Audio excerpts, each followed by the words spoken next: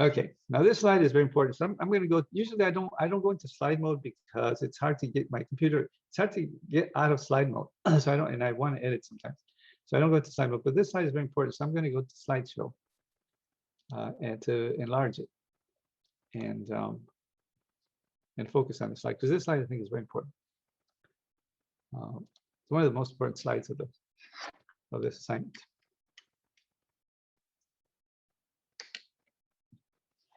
I haven't had breakfast, by the way. Okay, and let me see. I need to move. Last time I moved to about here, I think. Yeah, a little bit higher. Let's see, a little bit higher. I'm trying to get rid of this bar. No, it's too high. Okay, that's good. Okay, so the title of this slide is Becoming Wealthy. How do you become wealthy? Okay, now, of course, wealthy means different things to different people. If you're alive, you're wealthy, right?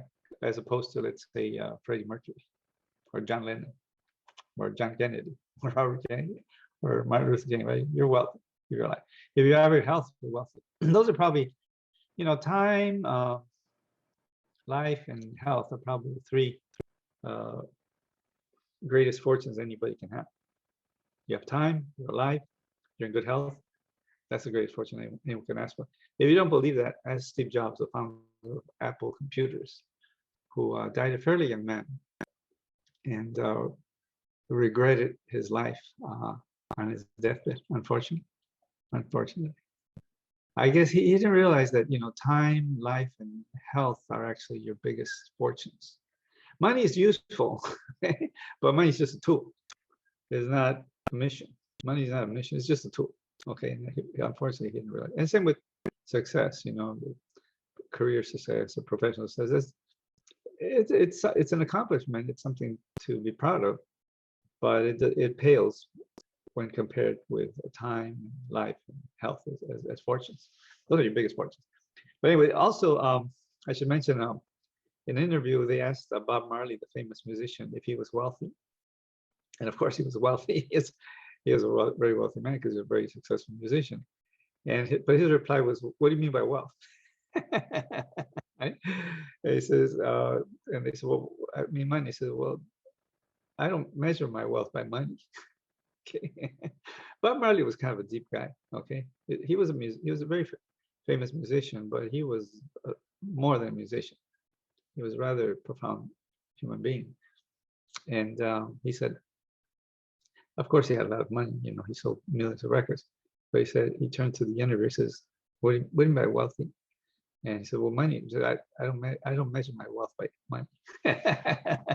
But money is one way of measuring wealth, of course, right? And this slide reads, in the space provided, write down the precursors to becoming a millionaire. Write down the formula for becoming a millionaire and explain how this formula works. Okay. So this slide contains a formula that is probably the most important formula you'll ever learn in college, in my view.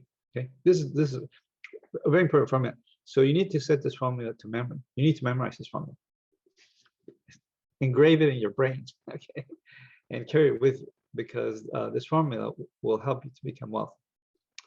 Okay, but let's first talk about the precursors. And precursors are things that have to happen before something else happens. Like, for example, you have to be a neonate before you're an infant. And you have to be an infant before you become a child. You need to become a child before you become an adolescent, and adolescent before you become an adult, like that. So those are precursors, okay? And I wrote down 7 precursors that you probably need to have in order to become a millionaire. If you don't have these precursors, it's probably going to be very difficult for you to become a millionaire. And the first one is values. You have to be very clear on what you value. What's the most important thing to you? And we already mentioned that time, life, and health are probably your biggest values, right? Without those values, life is might not be worth living. But money has to be one of your values, in your top 10 values. Okay, I'm not saying it has to be number 1, but it probably has to be in your top 10 values, including family or friends or what have you. Okay? Because if you don't value money, it's going to be hard for you to become wealthy. And there are people out there like that. They spend money like there's no tomorrow. Like money has no value to them. They make it, they spend it. They make it, they spend it. It's like, doesn't this money mean anything? No, I just spend it. Okay. And moreover, there are people out there who believe that money is the source of all evil, or that money is evil, or the rich people are evil. Okay. And if you have that perspective, that's not going to help you to become wealthy. My father was kind of like that. He was a Christian Catholic guy, and he used to say that money was not important. And he was right. Money is not important. Money is very important. Okay, but it's not going to be, I don't think, your number one value. I don't think money for the pursuit of money for its own sake is a life well lived. Okay, I don't think so. But you do need money as a tool or as an instrument to live the best life possible and to have a fantastic retirement. Okay, then you have to have a vision of yourself as a wealthy person. If you can't see yourself as a wealthy person, that's not going to help. Okay, you have to have a vision. Okay? And you have to have a mission that contributes to you becoming wealthy. And people do this in different ways. You know, some people do it by playing guitar, like Carlos Santana, or Eric Clapton, Jimi Hendrix. Or some people do it by singing, like Beyonce or Adele or whoever. But you have to, hopefully you can find a mission that will contribute to your wealth, like Picasso as a painter, Leonardo da Vinci, Michelangelo, right? So hopefully you can find a mission that will contribute to your financial well-being. And then you need to have some objectives, right? Things that you want to accomplish. Finish your college education, get a better job, buy your first home, like that, right? Objectives. And number 5, you need some training and education. Oh, I should be typing these up because you might need this. So let me go back a little bit. Okay, I forgot to type this up. Okay, so let me go here and let's type this up a bit. Put this up a little bit more. Move this up a bit more. Okay, so let me type this up for you. Okay, so the first one is values. We covered that already. Number 2 is a vision of you becoming wealthy. Number 3 is a mission that contributes to you becoming wealthy. Objectives that help you to become wealthy. Number 5 is training or education. Okay, so you know, human beings are born knowing nothing. We don't even know how to eat. This is why neonates refuse to eat. Like the parents have to play with the spoon to get them to eat, like mashed potatoes or mashed carrots, like that, because they don't know what this is. They're like, what are you trying to shove down my throat? So we need to learn everything as human beings. We start with a blank slate, essentially, in our brains. And we have to learn a lot of things, many things. So you need to have some training and education in many areas, but including financial education, right? And that's why you're in this class. Okay, that's what this assignment is partially for. Okay, number 6. You need some mentors. Mentors, okay? And mentors are people who help you along the way in your journey. They're usually people who are older than you and who walk down the path you're walking.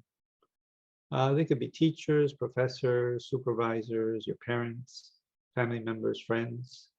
They could be people your age or even younger, right? But people who help you on your journey towards your vision. Okay, those are mentors. If you don't have mentors, it's going to be very hard. It's going to be very hard. Mentors can make or break a person, actually, I would say. I was very fortunate to have very good mentors, especially in the early part of my life. And that was very helpful. So you need to find some mentors, okay, who are willing to help you on your journey. And sometimes they're hard to find, unfortunately. Okay, number 7, you need a support network. In other words, you need people who are willing to support you, to help you along the way, who are not necessarily your mentors, okay, but who are willing to provide some level of support, okay? It could be your parents, your family members, your siblings, your cousins, your friends, boyfriend, girlfriend, husband, wife. Could be co-workers, could be supervisors, right? People who will help you get through this journey successfully, okay, like that. If you don't have these precursors, it's probably going to be very difficult for you to become wealthy. Probably so. Because most people cannot do things on their own, okay? If you look at these fabulously successful people like Warren Buffett or Bill Gates or Mark Zuckerberg, or many, they usually have at least one team member. For Warren Buffett, it's Charlie Munger. And for the other folks, it was a team, including Jeff Bezos. A team of people that work with them to get to where they are today. Okay, so you probably need that.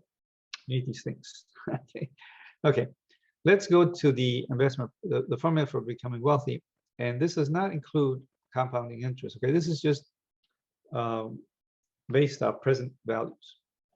We're not looking at future values. We're not including the effects of compounding interest. We're just using present values to project forward. Okay, and so it's a basic formula that should help you to become wealthy. Okay, and it has 3 components. The 3 components are investment, 1 plus the rate of return, and time. That's it. Okay, that's it. To be honest with you, if you know this formula, if we taught this formula to high school students, let's say, you only need a college education to get a better job or a good job or a decent job. Okay? Because with this formula, you're ready to go. Ready to go. I have, over the years, I worked with many construction workers, and I give them this formula, and they don't have a lot of education. And once I give them this formula, they take off. Okay. Unfortunately, they have a very dirty and difficult job. You know, it involves a lot of physical activity, some of which is very strenuous, but they're ready to go. Okay? But the college education is to help you get a better job, a nicer job, cleaner job, office job, desk job, computer job, like that. Right? But the formula is critical. Okay, so let's look at the components. The first one is investment. Okay. Another word or a synonym for investment is money. You need money. Okay. I had a student once say that if he had the right that if he had the right frame of mind, he could become wealthy. And no, it's important to have the right frame of mind and to have the correct type of thinking. That's important. But you need money too. You need money. You need money. You need the investment part. And the investment or money is the hardest part for most people. If you're like Donald Trump and your father gives you $10 million when you're fairly young, you're basically done. You're already wealthy, and your challenge from that point forward is to manage those $10 million to the best of your ability. Okay? Because $10 million will produce a good rate of return for you for the rest of your life. Okay, but that's not most people. Most of us, we come from regular families, and we have to come up with the money ourselves. And this part is very hard because you have to get up in the morning and you have to get dressed, get ready, get in your car, fight traffic. People can be disrespectful to you on the way to your work. You get to work, you park, you get to your work, and you have stress and problems and conflicts with different people. You get back in your car, you drive home, fight traffic, people give you the finger or whatever. You get home, you're stressed, take a shower, have dinner, watch a little TV, go to sleep, do it again. And you do this day after day, week after week, month after month, year after year for decades to try to come up with some money that you can invest. Let's try to get ahead. So this part can be very painful, especially if you don't like your job, or if you're working with people who are giving you a very hard time, which can happen. Okay. It could be customers, could be coworkers, could be supervisors. So this part is very hard. This is the hard part. Okay. You take your investment, you multiply by 1 plus the rate of return or interest rate. Let me type that up for you. Okay, so the second part is 1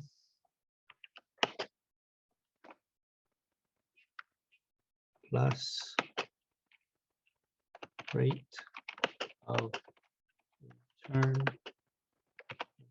in rate to grow your money. Okay. And this part can be very tricky because you're trying to find an investment vehicle that will give you the highest rate of return possible with as little risk as possible. But usually, higher returns imply greater risk. And you could potentially lose all your money. And if you lose your money, the money that you spent many years working hard and suffering to acquire, you essentially lost all those years of your life. Okay, because you spent a lot of time and effort, energy to accumulate this money, and you make a bad investment, you lose your money, so you lost all those years. Could be a lot of years. Okay. In the case of Enron, which filed for bankruptcy, people lost their entire savings and entire retirement funds. So this can be very tricky. And sometimes you win, sometimes you lose. Okay, generally speaking, for most people. Sometimes you win, sometimes you lose. But as long as you win more than you lose, you should be okay. Okay. During the 2008 Great Recession, something like 10 million Americans lost their homes. Mostly because they didn't know what they were doing with real estate. They found out that money could be made with real estate. They jumped into the real estate market without having enough training, knowledge, experience to do well. And when they lost their homes, what that means is that they lost their down payment. They lost months or years of monthly payments. In many cases, from my experience, they lost their furniture because they bought on credit. They lost their cars because they bought their cars on credit. They got into these horrible fights, the couples, because they blame each other. And so many times they got divorced, which means that they lost their significant other, and they may have also lost their family, right? Because now they're divorced and family is falling apart. So this can be very tricky. Okay, very, very tricky. Okay, so you take your investment, multiply it by 1 times the rate of return, and then you multiply that by time. Okay, and here the years are critical. If you have a lot of time on your side, that is very advantageous. Okay. But the other thing I should mention is that these 3 variables are interactive. They work with each other. Okay.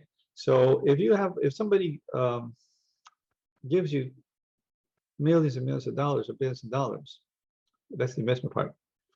You don't care too much about the rate of return. Okay. You should, but it doesn't really matter too much. You know, let's say somebody gives you a few $1 billion. What does it matter what the rate of return? Not too much.